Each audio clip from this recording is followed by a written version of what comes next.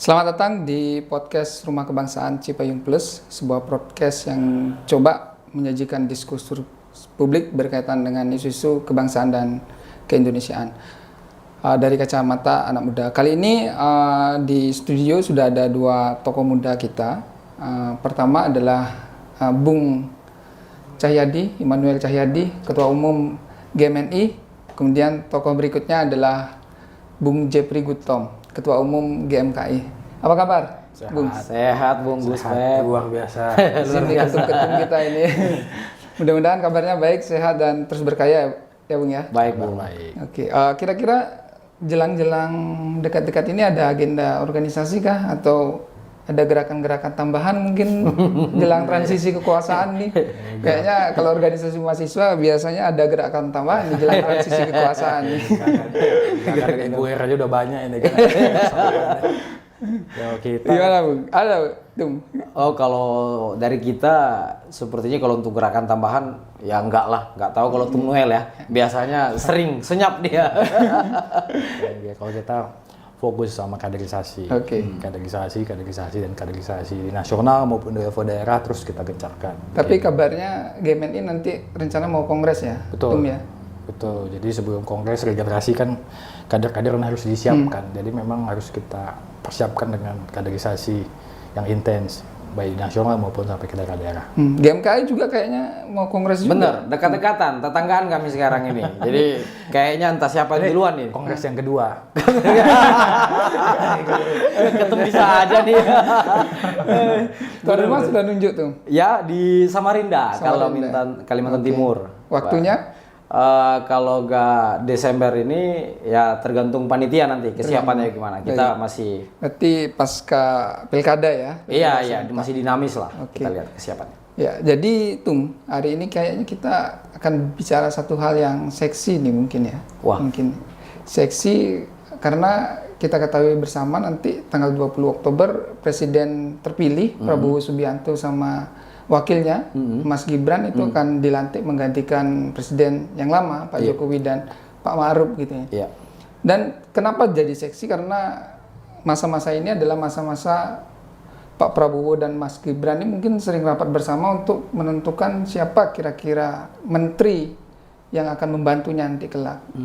Tentu sebagai anak muda kan kita juga berharap bahwa ada representasi anak muda nanti di dalam kabinet gitu ya.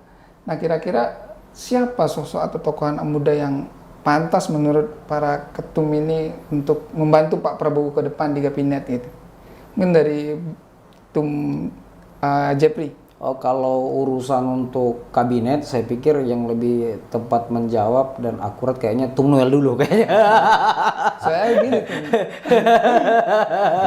Rada Tung Noel kayak informasinya cepat dia ini. Yang pasti ini kan hak prerogatif presiden terpilih iya. untuk menentukan kabinetnya ke depan. Karena beliau yang punya visi misi yang akhirnya dipilih oleh rakyat banyak yang menyetujui visi misi beliau. Jadi yang pasti yang pertama ini hak prerogatif beliau. Namun kalau memang boleh memberikan saran, Iya. ya kalau kita yang melihat memang siapapun nanti yang mengisi kabinet Pak Prabowo dan Mas Gibran ini memang harus orang-orang yang paham dengan visi misi yang dibawa oleh Pak Prabowo dan Mas Gibran. Oke. Jadi selain itu, kalau dari posisi kita kader-kader Cipayung Plus ini ya berharap benar memang harus ada representasi dari Cipayung Plus ini. Iya, oke. Jangan kalau bisa jangan cuma 1-2 tapi banyak gitu. Kenapa? Karena memang Cipayung Plus ini sumber kader bangsa gitu. Oke, kawah candra di mukanya ya. Kawah Tum ya. candra di muka kader bangsa. Jadi semua kader-kader Cipayung Plus ini sudah pernah digembleng sejak mahasiswa. Di samping tuntutan akademisnya, kita juga menyempatkan diri untuk belajar langsung, turun ke masyarakat, mengetahui persoalan masyarakat, belajar soal ideologi yang ada, ideologi Indonesia, ideologi negara-negara lain, apa pembedanya, bagaimana mewujudkannya. Jadi kalau kita lihat banyak sekali memang kader-kader Cipayung Plus ini yang sudah merajalela di berbagai bidang, akademik, profesional, pengusaha, bahkan aktivis, banyak sekali. Jadi memang ya dimanapun ada aktivis Cipayung Plus-nya. Jadi besar harapan kita di Cipayung Oke, Plus ini kira-kira ada. kalau dari kader Cipayung Plus kan ada 11 organisasi nih. Tuh, siapa kira-kira namanya? Kalau bisa nih disebutkan di forum ini kan.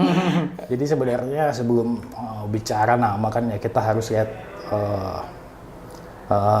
dari kategorinya, dari gimana ya, kompetensinya. Siapapun, kalau saya rasa di Cipayung Plus ini udah orang-orang yang siap seperti itu. Siapapun yang sudah, apalagi yang sudah di level-level nasional, ini adalah orang-orang yang siap semua. Tum Jeffrey pasti juga pasti siap. Teman-teman ketum-ketum yang lain juga pasti kalau ditanya siap ya pasti siap. Begitu. Termasuk Ketum Immanuel. Justru salah kalau kita bilang kita nggak siap. Iya, benar. Begitu, karena kadang kalau kita nggak siap gimana kader-kader yang lain gitu. Kita sebagai simbol ketua umum Iya, dari betul, satu betul. organisasi memang harus siap. Jadi siap ditugaskan gitu ya. Ya kita harus siap, tapi bagaimanapun ini adalah hak prerogatif Bapak Presiden. Iya. Karena siapapun nanti juga harus paham semangat yang selalu beliau bawa. Karena Pak Prabowo ini kan selalu bicara yang namanya persatuan nasional. Dimanapun selalu bicara yang namanya persatuan nasional. Oke. Jadi sosok yang memang nanti bisa mengisi itu kalau ada dari representasi dari Cipayung Plus juga memang harus bisa membawa semangat itu di kalangan konteksnya pemuda, mahasiswa dan anak-anak muda seperti itu. Iya, Tum Jeffrey. Ya, Noel tadi menyebut kira-kira kalau Pak Prabowo mengakomodir anak muda, kira-kira asalnya dari Cipayung Plus lah, rahim Cipayung Plus. ya kalau saya sih sepakat, Bung Gus Pep, karena Cipayung Plus seperti yang disampaikan tadi Tum Noel ini kan memang sudah berpuluh tahun memang sejak Indonesia merdeka juga organisasi ini juga bahkan ikut juga dalam memperjuangkan kemerdekaan dan banyak sekali alumni dari Cipayung Plus yang saya pikir sejak dulu ikut berkontribusi dalam pembangunan bangsa. Nah, dalam konteks hari ini yang cukup menarik. Kalau kita lihat misalnya di pemerintahan Pak Jokowi dan Pak Wakil Presiden Maruf Amin, itu banyak aktivis-aktivis juga, alumni juga yang masuk dalam kabinet. Nah, sekarang kalau saya lihat Pak Presiden yang basicnya seorang militer, harus kita akui sedikit banyaknya juga nanti pasti ada beberapa pembantu presiden ini yang basicnya militer. Tetapi kalau kita bicara dalam konteks aktivis yang tadi dalam kacamata kita untuk anak muda, ya kita tidak bisa menafikan bahwa kemenangan Pak Presiden Prabowo dan Wakil Presiden Mas Gibran terpilih ini kan juga banyak kontribusi anak-anak muda. Dan saya pikir sudah banyak juga radar-radar yang dimasukkan dalam list ini. Nah, saya pikir juga bahwa mantan-mantan ketua-ketua umum di Cipayung Plus ini juga pasti ada sedikit banyak yang masuk radar. Tapi lagi harus ditegaskan bahwa penentuan kabinet khususnya pembantu-pembantu presiden merupakan hak prerogatif presiden. Jadi saya pikir Bapak Presiden Prabowo sudah mengantongi nama-nama aktivis-aktivis Cipayung yang juga mungkin bertransformasi dalam dunia misalnya menjadi usaha, akademisi atau pakar ahli di bidangnya masing-masing. Dan saya yakin untuk pemerintahan Presiden Prabowo dan juga Mas Gibran ya hitung-hitungan saya adalah sekitar 50% yang akan diisi oleh mantan-mantan aktivis. Ya, seperti dibilang Tum Noel, kalau misalnya dipanggil untuk negara ya pasti siap dia gitu. Kalau 50%. Banyak yang mengatakan dan banyak berita yang beredar bahwa struktur kementerian nanti kurang lebih 44 kan pasca revisi undang-undang kementerian negara gitu. Berarti 50% ada 22 kementerian yang nanti akan diisi oleh anak muda kalau menurut Bung Jeffrey tadi kan? Iya, wacananya kan seperti itu. Ada sekitar 40-an, tapi kan dalam keputusan yang terbaru kan dia fleksibel dia. Mau berapapun dibutuhkan bisa.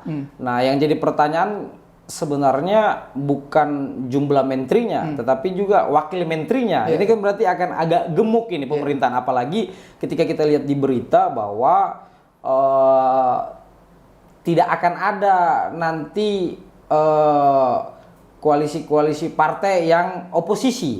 Hampir semua partai akan dirangkul karena Pak Presiden Prabowo ini kan cukup unik ini. Dia merupakan satu representasi tokoh negarawan yang suka untuk merangkul karena Indonesia ini kan begitu besar. Beragam. Jadi tidak bisa diurus oleh segelintir orang atau sekelompok golongan. Jadi saya pikir Presiden Prabowo punya visi yang besar untuk Indonesia lebih maju dan sejahtera rakyatnya. Karena beberapa kali yang agak menarik ini Tunggal, kalau saya ingat di akhir-akhir ini kan beliau sempat menghadiri beberapa kongres-kongres partai. Nah, ada yang kita lihat juga di media sempat disebutkan beberapa pembantu-pembantu presiden di era Presiden Jokowi ini juga akan dibawa. Itu kan kalau saya lihat dalam sisi usia kan hampir semua orang-orang yang sudah usia matang ya, tua. Tapi untuk anak mudanya belum kelihatan. Nah, ini yang menarik ini menurut saya. Oke, tadi seperti Persatuan Nasional itu ya, bahwa Prabowo memiliki visi itu. Nah, izin Tum, kalau katakanlah nanti anak muda ini diminta untuk membantu presiden menjadi menteri, kira-kira pos menteri apa yang bagus diisi oleh kalangan muda gitu? Kira-kira pos menteri apa, Bung Immanuel? Sebenarnya selain Menpora ya. Menpora barangkali akan anak muda, tapi kan siapa tahu nanti ada pos-pos lainnya yang bisa diisi anak muda. Sebenarnya kita sekarang ini udah nggak bisa membatasi kemampuan anak muda, karena memang sekarang anak muda itu dengan kemajuan teknologi digital ini bisa mengakselerasi pembelajaran yang didapat, karena semakin tidak terbatas informasi dan edukasi yang bisa didapatkan dengan kemajuan teknologi dan informasi ini. Jadi di bidang apapun sebenarnya pasti akan ada anak muda yang capable untuk mengisi posnya, begitu. Jadi, tapi kalau spesifik, Bung, kira-kira semuanya harusnya anak muda punya kemampuan. Kita mau cari di bidang apa misalnya, pasti ada anak muda. Mau di bidang pertanian, pasti ada anak muda yang capable untuk mengisi itu. Di bidang pendidikan pasti ada anak muda. Dan kita jangan lupa bahwa memang komposisi pemilih kemarin itu juga banyak anak muda. Hampir 56%. Kita sudah masuk dalam era bonus demografi. Jadi memang anak muda tidak bisa dipandang sebelah mata, itu yang pertama. Dan yang kedua, juga memang harus terlibat berperan dalam mengisi kemerdekaan, mengisi pemerintahan nanti. Karena yang paling mengerti anak muda itu ya anak muda itu sendiri. Apalagi sekarang kita tahu Pak Prabowo itu bagian dari generasi boomers ya. Ada generasi X, milenial dan Z dan seterusnya yang mendominasi begitu, mendominasi komposisi penduduk yang ada di Indonesia.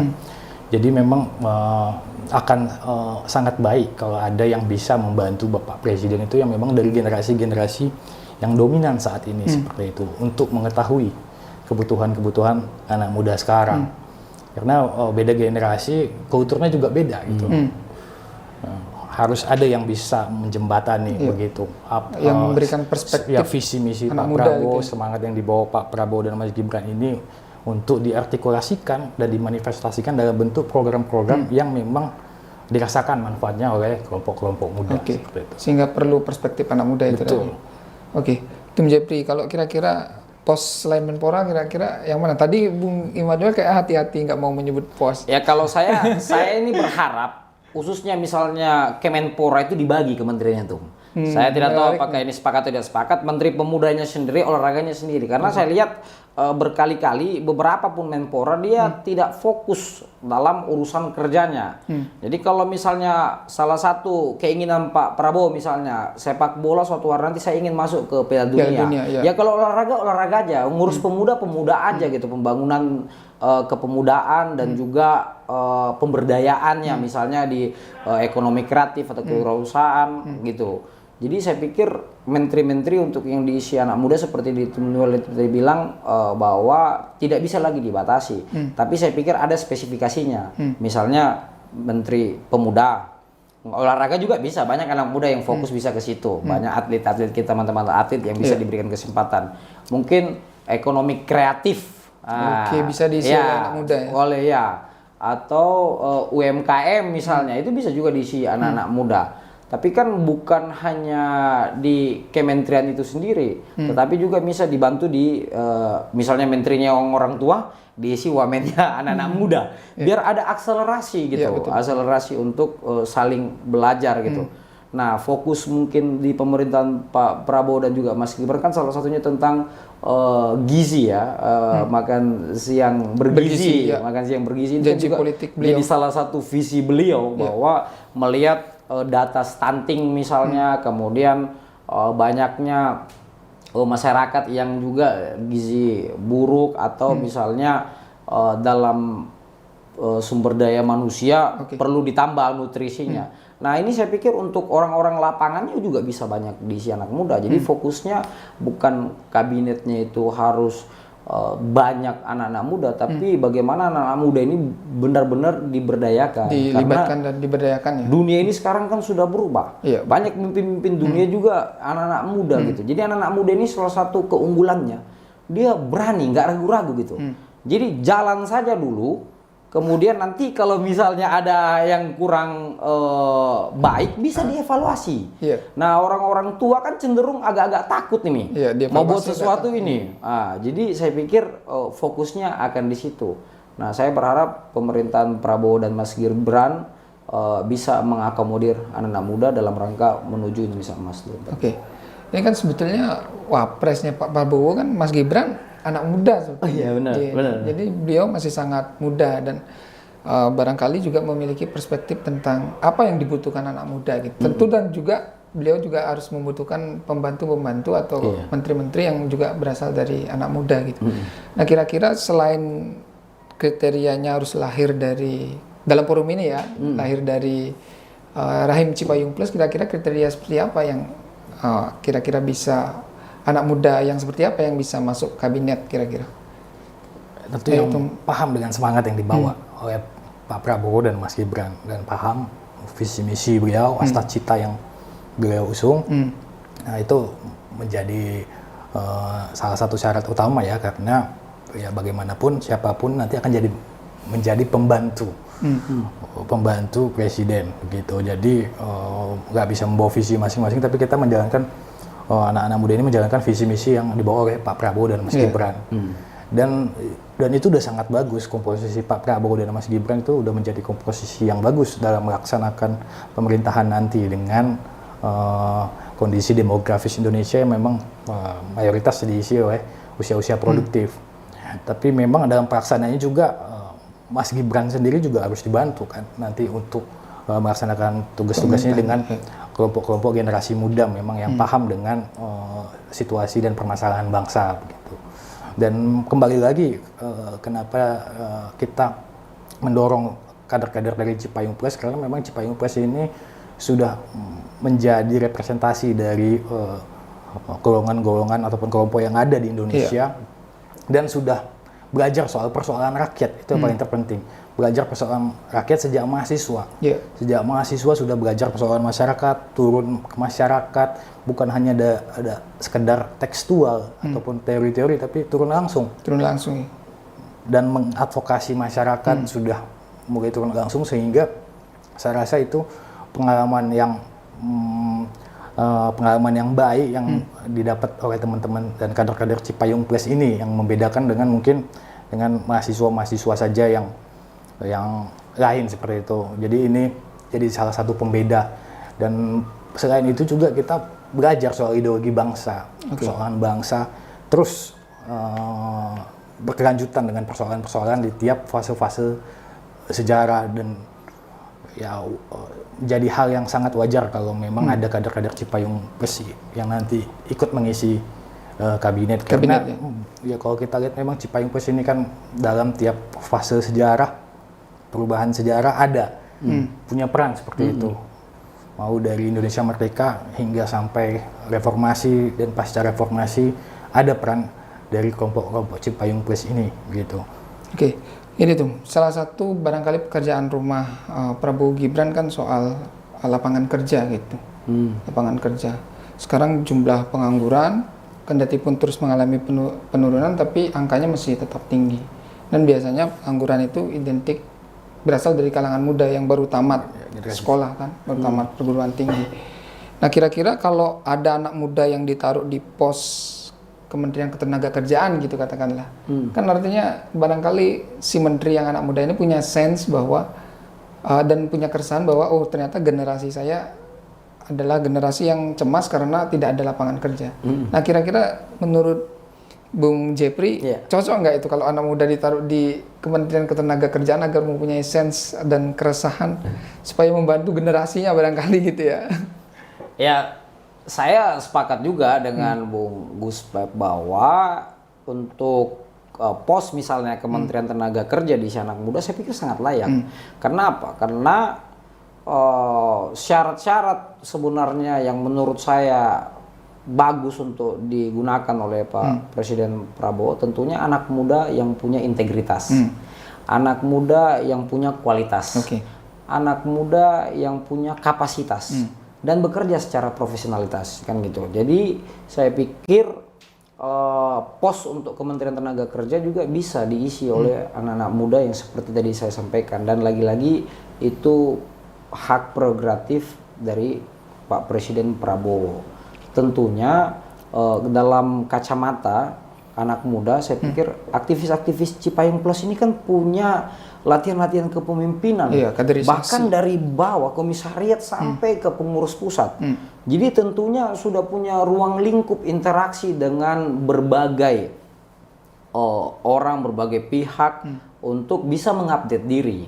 Nah, kalau misalnya anak muda, khususnya aktivis Cipayung Plus yang diplot misalnya di Kementerian Tenaga Kerja, saya pikir banyak ruang-ruang yang bisa diisi untuk membuka lapangan-lapangan kerja dalam bentuk pelatihan untuk meningkatkan kualitas dengan ruang-ruang yang dibutuhkan, saya pikir itu. Selain Kementerian Ketenagakerjaan, kira-kira kementerian apa yang tepat?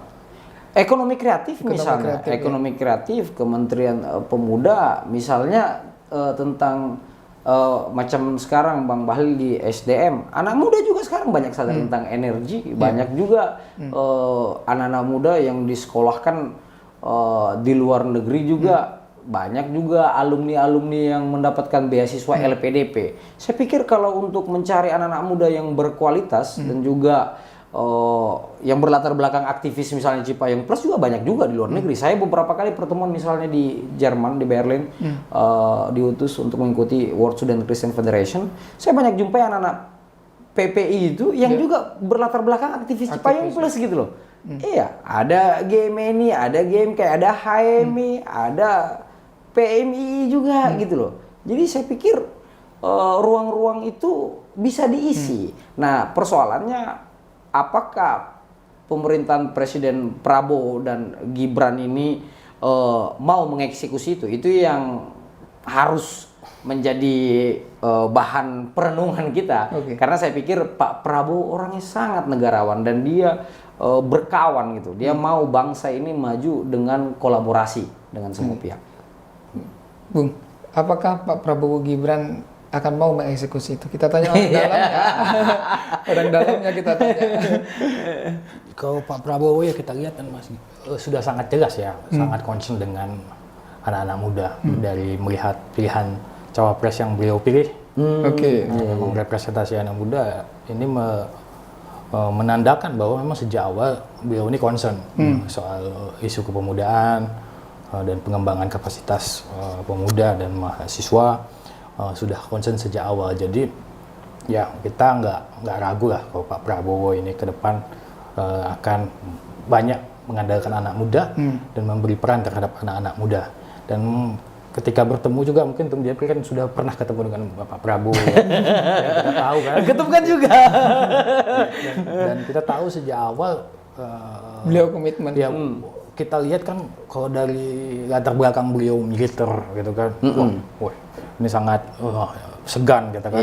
Tapi setelah ketemu kan ternyata beliau ya santai gitu. Humble ya. Sangat menerima gitu, akomodatif terhadap ide-ide anak muda.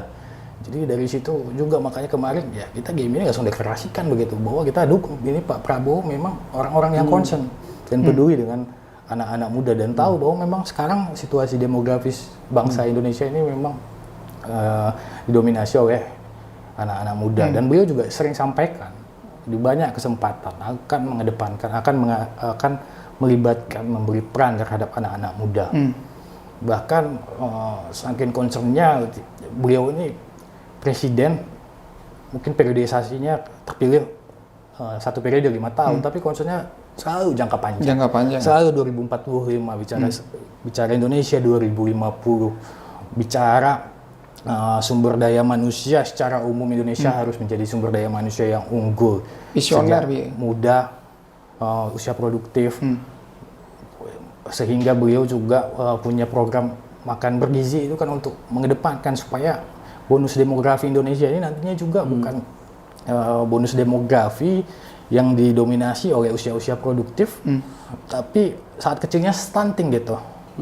Ya, kalau kita pernah lihat podcast video yang viral itu yang katanya ya rata-rata Indonesia IQ-nya 78, ya, itu salah satu upaya Pak Prabowo bahwa Pak Prabowo sebelum itu sudah concern untuk pengembangan sumber daya manusia Indonesia ini sejak dini. Jadi kita nggak akan ragu kalau Pak Prabowo ini akan memberi peran terhadap anak-anak muda ke depan. Oke, tidak ragu ya. Tidak Dan langsung dari apalagi orang langsung dalam kita ini. lihat ya wapresnya juga Anak anak muda. muda begitu.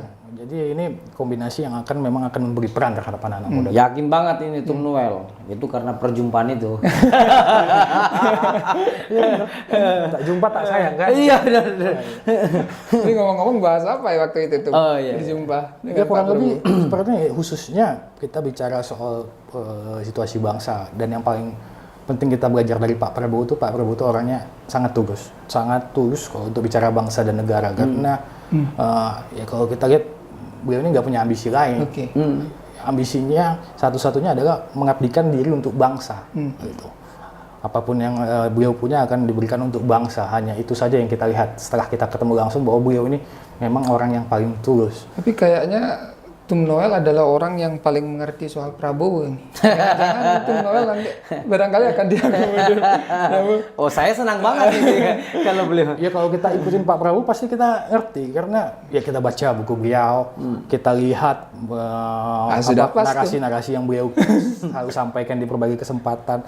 Jadi kita tahu juga, kebetulan saya kemarin di Dewan Pakar dan tahu juga visi misi beliau ini memang sangat realistis dan baik, dan ini yang menjawab tantangan bangsa saat ini di tengah ketidakjelasan global, tantangan dalam dan luar negeri, yang bisa mensukseskan persoalan-persoalan bangsa ini ke depan untuk menuju 100 tahun Indonesia merdeka ini. Yang paling realistis dan paling fokus dengan persoalannya adalah Pak Prabowo begitu.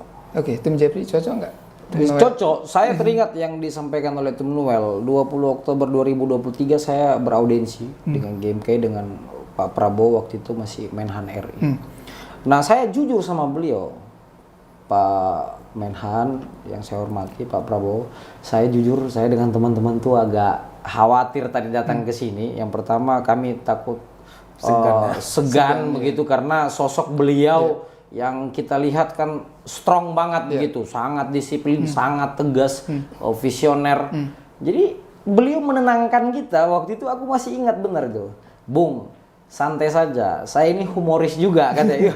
Suasana tiba-tiba pecah, cair gitu loh, karena dia tahu berhadapan sama anak muda itu seperti apa gitu, dan dia tahu bahwa kita datang di sini tulus untuk berdiskusi santai. Nah, waktu itu beliau posting itu di Instagram dan hampir semua kaget loh waktu itu. Dan saya jadinya banyak di mention orang dan lain-lain, apalagi waktu itu menjelang Pilpres. Tapi bagi saya yang menarik dalam 1 jam pertemuan itu bersama kawan-kawan GMK, beliau sangat suka tuh dengan keanekaragaman, beragam karakter. Dari mana? Dia tanya dari mana? Dari Medan, dari Manado, dari Maluku, Sulawesi. Nah, dia suka. Nah, rekam jejak beliau itu kan juga panjang ya, sampai pada titik ini. Bahkan sampai beliau, saya ingin jadi presiden untuk, seperti tadi yang bilang Tum Noel itu, hanya untuk kesejahteraan masyarakat. Indonesia ini kan kaya. Ketika Indonesia ini kaya, tetapi masih ada misalnya masalah-masalah stunting, masalah-masalah korupsi, itu juga menjadi bagian konsentrasi beliau. Bahkan sempat beliau bilang, aku hanya tinggal mati aja sebenarnya yang belum ini. Karena apa? Karena apa yang ada di saat ini saya rasakan hampir sudah semua gitu. Tinggal satu ini, impian saya ingin jadi presiden dan membuat sesuatu gitu. Nah kalau kita lihat konteks politik hari ini, saya lihat dalam pertemuan-pertemuan di media yang terekam itu sangat negarawan. Dan ketika ada pun misalnya kemarin pilpres yang agak terbelah, tapi beliau ketika jadi presiden terpilih merangkul semua mau jadi kawan, karena membangun Indonesia ini seperti yang saya bilang itu tidak bisa dengan satu golongan aja atau satu kelompok.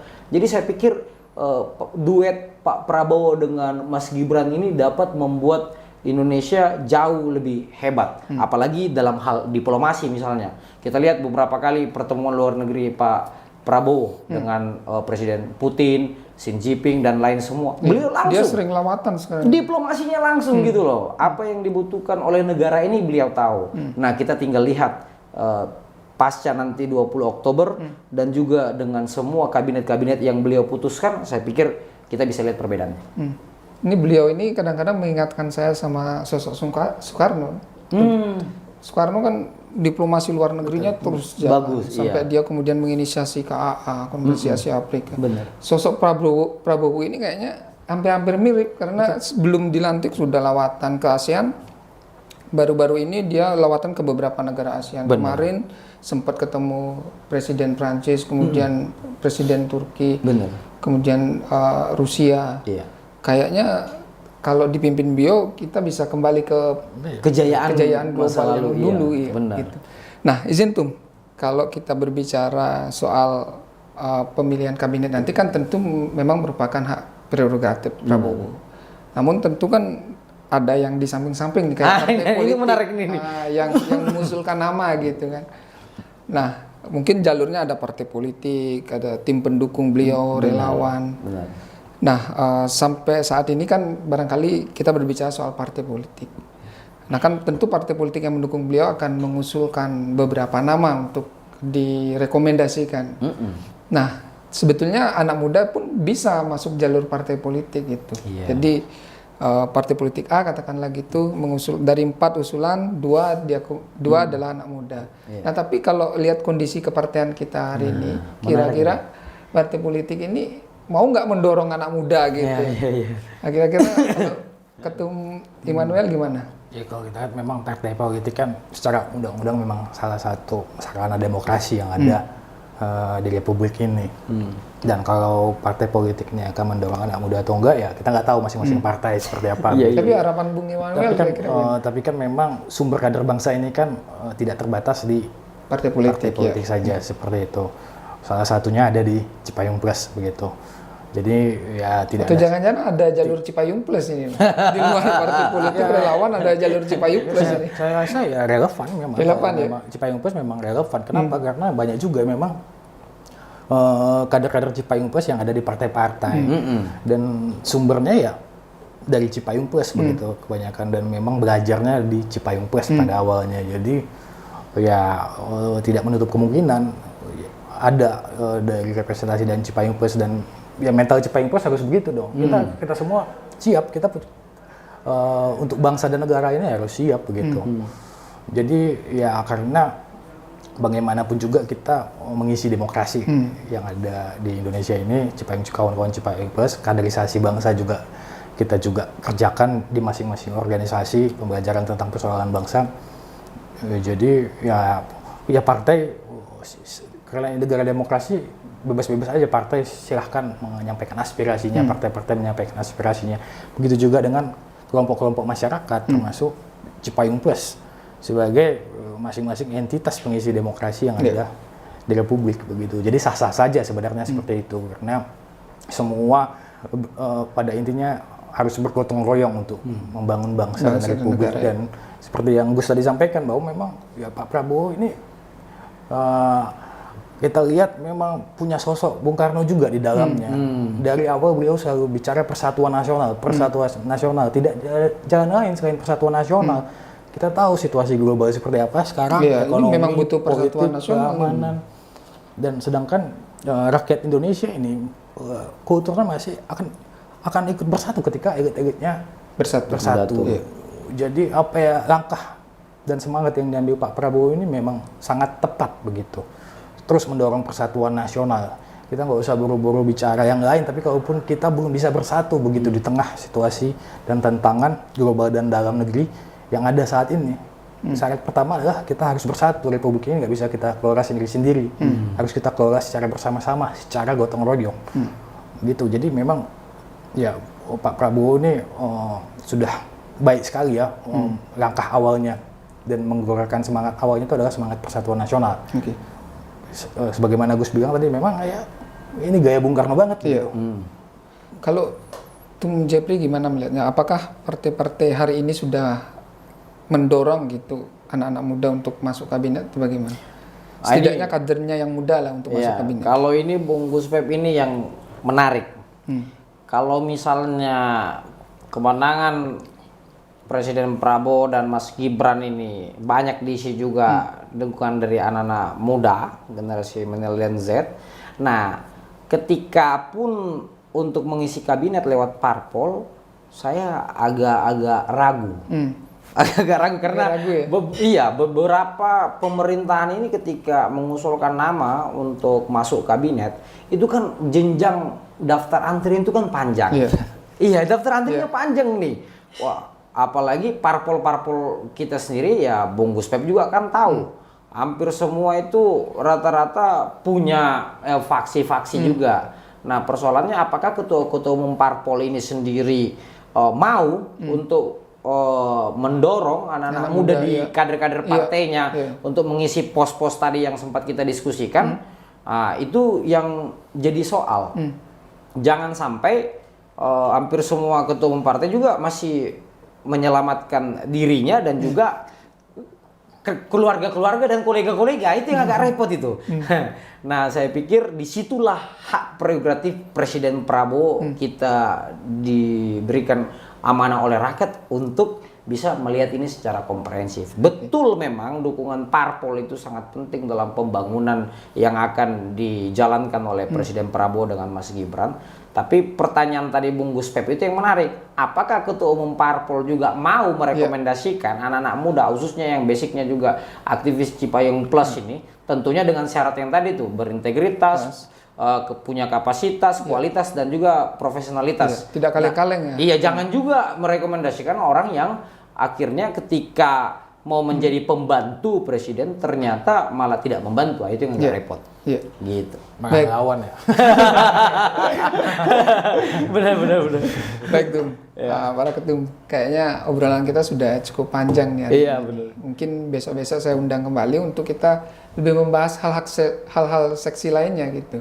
Iya. Mungkin soal pekerjaan rumah Prabowo Gibran dan lain-lainnya gitu. Nah, mungkin teman-teman yang menonton, kita cukupkan obrolan ini sebagai bentuk dukungan terhadap channel ini. Saya minta teman-teman untuk melakukan like dan subscribe dan tunggu video kami berikut-berikutnya. Salam kebangsaan, merdeka! Merdeka!